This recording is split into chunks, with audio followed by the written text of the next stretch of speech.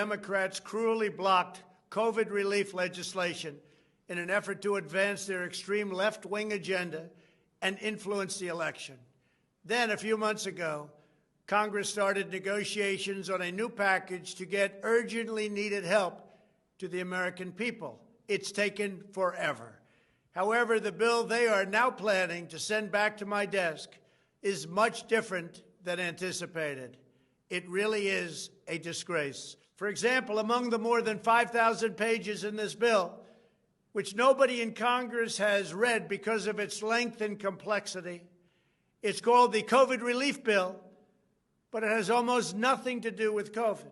This bill contains $85.5 million for assistance to Cambodia, $134 million to Burma, $1.3 billion for Egypt and the Egyptian military, which will go out and buy almost exclusively Russian military equipment, $25 million for democracy and gender programs in Pakistan, $505 million to Belize, Costa Rica, El Salvador, Guatemala, Honduras, Nicaragua, and Panama, $40 million for the Kennedy Center in Washington, D.C., which is not even open for business, $1 billion for the Smithsonian, and an additional $154 million for the National Gallery of Art.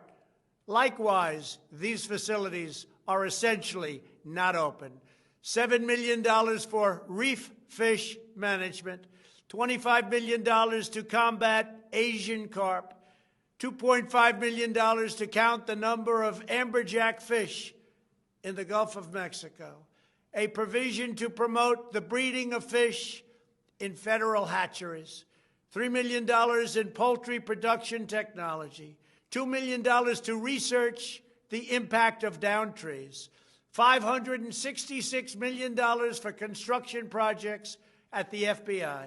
The bill also allows stimulus checks for the family members of illegal aliens, allowing them to get up to $1,800 each. This is far more than the Americans are given.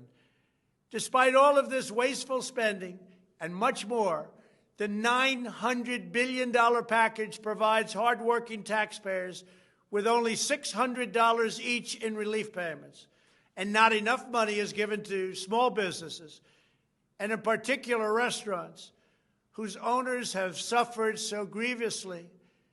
They were only given a deduction for others to use in business their restaurant for 2 years.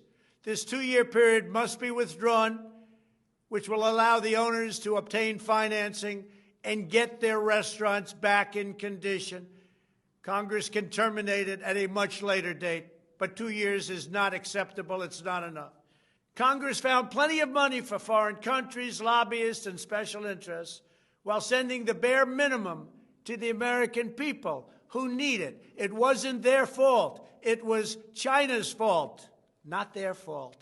I am asking Congress to amend this bill and increase the ridiculously low $600 to $2,000 or $4,000 for a couple.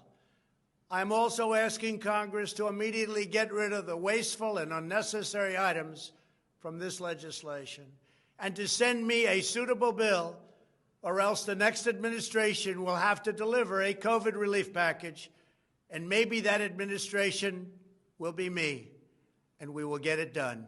Thank you very much.